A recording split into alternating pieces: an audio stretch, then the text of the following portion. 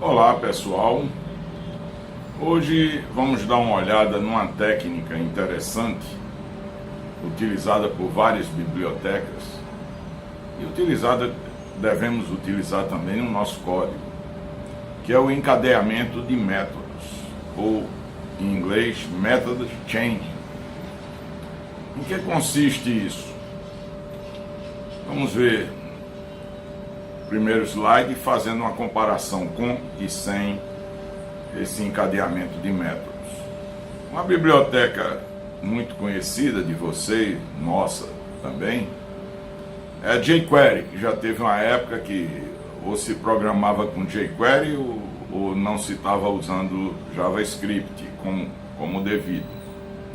Ela era muito popular, praticamente todos os projetos utilizavam jQuery. Hoje nem tanto mais, porque toda aquela mágica dela, que era essencialmente nivelar todos os navegadores e passarem a funcionar de uma forma homogênea, não é mais necessário. Os padrões tomaram conta e todos os navegadores modernos seguem esses padrões do ECMAScript. Mas vamos lá. Com jQuery eu posso escrever essa primeira parte aí. O $, só relembrando para vocês, é um seletor semelhante aos seletores de CSS, né, para selecionar um elemento. Como a string definindo o elemento começa com a cerquilha, né, com esse jogo da velha aí, então o element underline ID, element underline ID, podia ser qualquer nome, né? João, Maria, bonito, feio, o que fosse, que é o ID do elemento, certo? Eu chamei element ID só para lembrar que é o ID dele. Então ele seleciona o elemento com esse ID. Lembrem-se que não é possível, não é desejável ter dois elementos com o mesmo ID. Então é um elemento único. Certo? Ele vai selecionar e devolver um objeto que não é exatamente esse elemento no DOM. É um objeto criado pelo jQuery. Esse objeto pode ser transformado de várias maneiras. Então esse objeto aceita um monte de funções, como nós estamos vendo aí. CSS, eu pego esse objeto, mudo o CSS dele. Qual função, qual propriedade do CSS? Color. Eu quero que ele seja vermelho. Depois, propriedade, tem atributos, tem outras coisas mais, né? A gente está vendo um exemplo bem simples, só algumas das funções que são disponíveis. Veja que eu coloquei ponto, próprio e continuei. Desabilitado, true, desabilitado. Depois, continuei, ponto, val, o valor dele é Recife PR. Tá? E fiz isso como se fosse uma chamada de função encadeada, várias funções, vários métodos, um atrás do outro, um utilizando o resultado do outro. A alternativa seria, tá aqui embaixo, eu selecionar o objeto, o elemento, fazer CSS, depois selecionar de novo, fazer isso aqui, selecionar de novo, fazer isso aqui. Faria exatamente a mesma coisa. Só que isso vocês veem verborrágico, né? A gente escreve muito para fazer pouco, além de ter que se lembrar de selecionar o elemento várias vezes. Então, se eu tivesse que mudar o ID desse elemento, teria que sair mudando em todo lugar.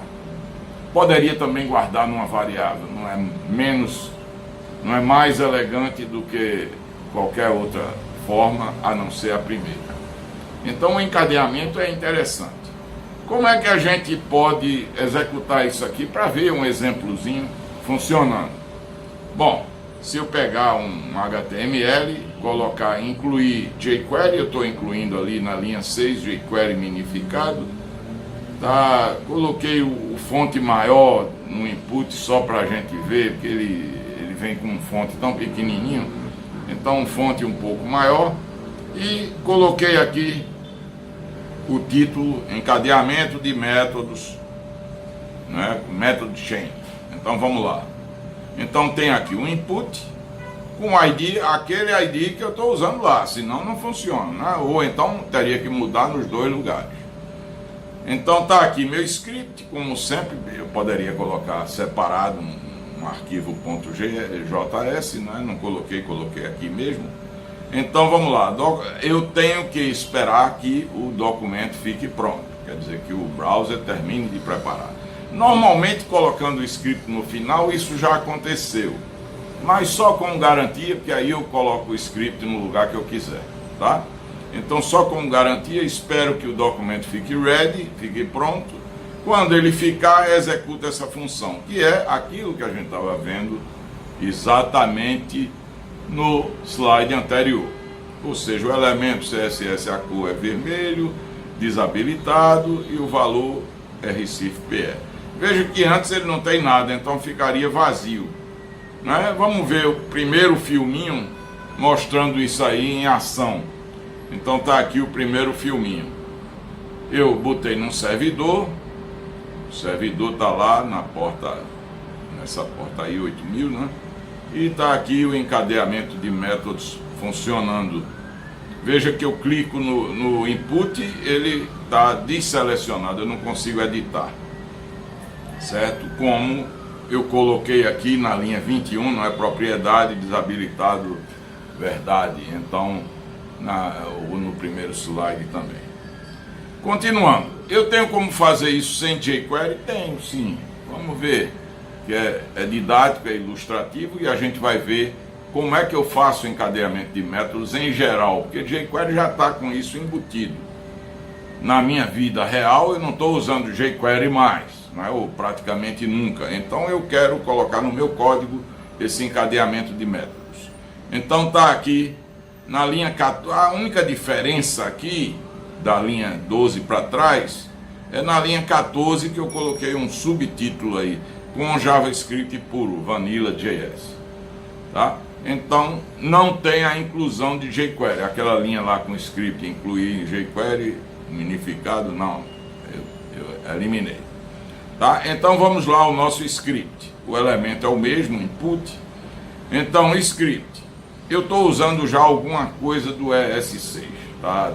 do ECMAScript, o let, por exemplo, não é? Então, elemento cell é uma função que espera um seletor, devolve um objeto. Então, na closure dessa função, eu guardo o elemento, let er, na linha 20, né? Para onde eu salvar o elemento. E o que eu vou retornar é o obj, esse objeto aí. Então na linha 21, o objeto é o que? A função getEl, né? Pegando o elemento, se o elemento existe, eu retorno o elemento. Se não, se ele já foi selecionado por alguém antes, né? Se não, eu retorno um documento query selector cell, certo? Então, isso aí, esse query select, vocês já viram em outros vídeos anteriores, é para a gente selecionar a partir de um seletor muito semelhante ao usado por jQuery.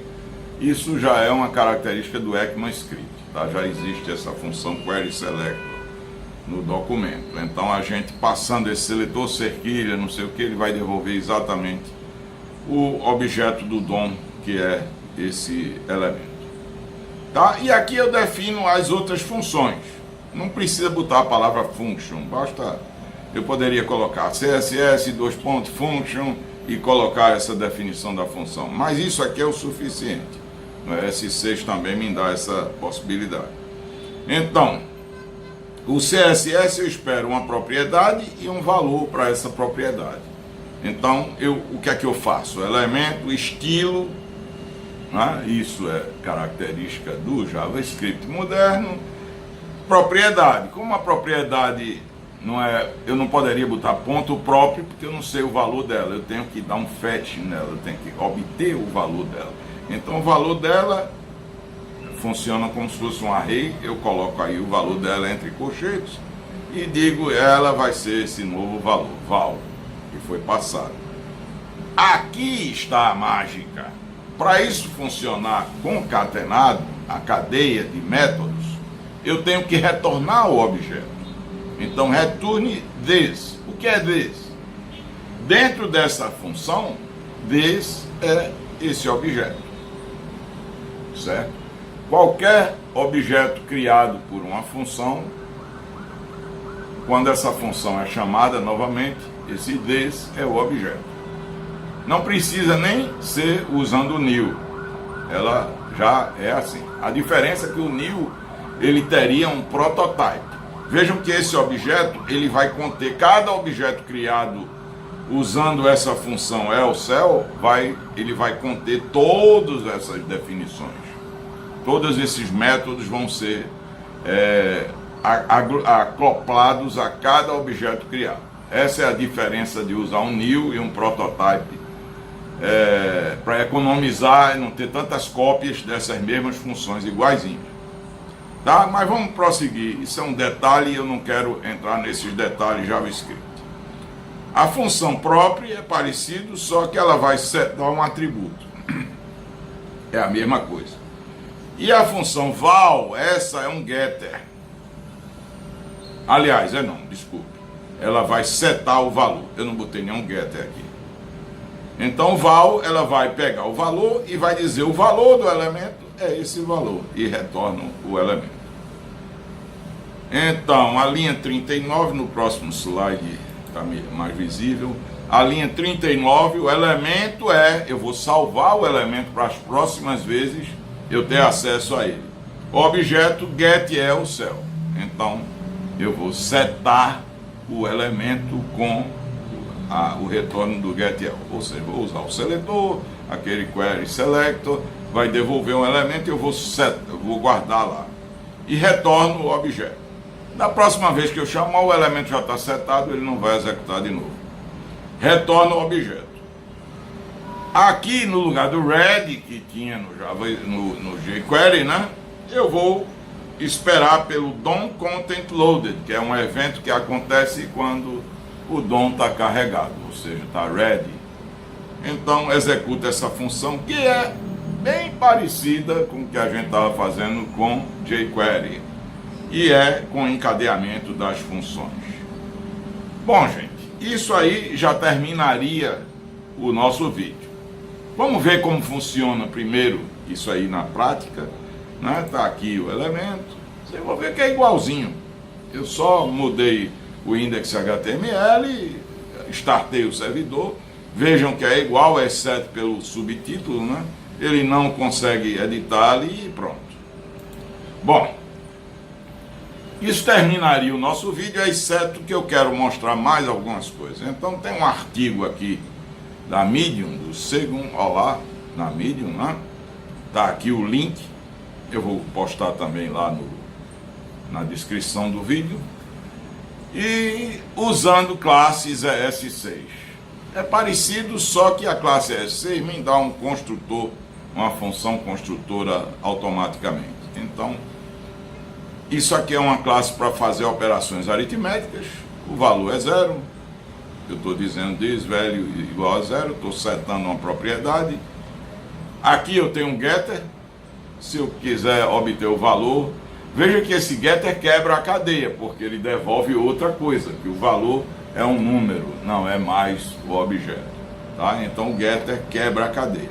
As outras funções são funções da cadeia. Então sums, esse 3 pontinhos args, transforma esse args num array de todos os argumentos que foram passados para a função, para o método. Né?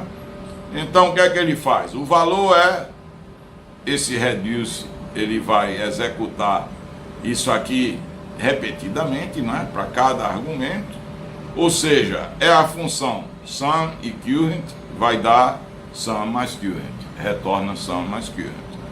E a primeira chamada dela, o current é 0, que é o que está no fim da linha 9 aí, esse 0. É a primeira chamada para essa função, o reduce. Então ele vai sair somando, acumulando o valor.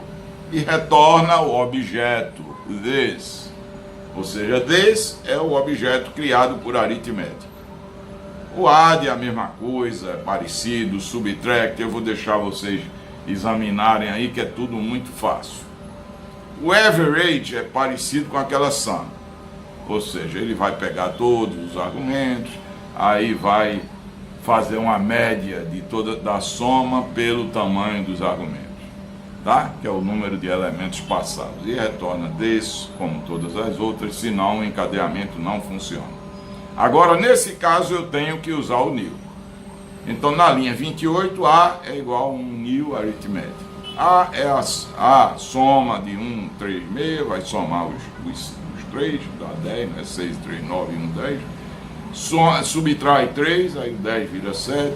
Soma 4, o 7 vira 11. E retorna o valor, que é numérico, não é mais objeto. Aqui quebrou a cadeia.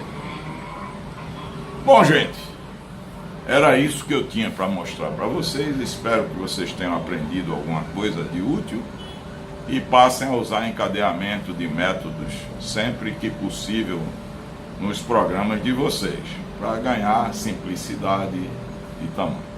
Se gostaram desse vídeo, me deem um like. Não se esqueçam de se inscrever no nosso canal clicando aí no botãozinho e no sininho para receber notificação. E até uma próxima apresentação.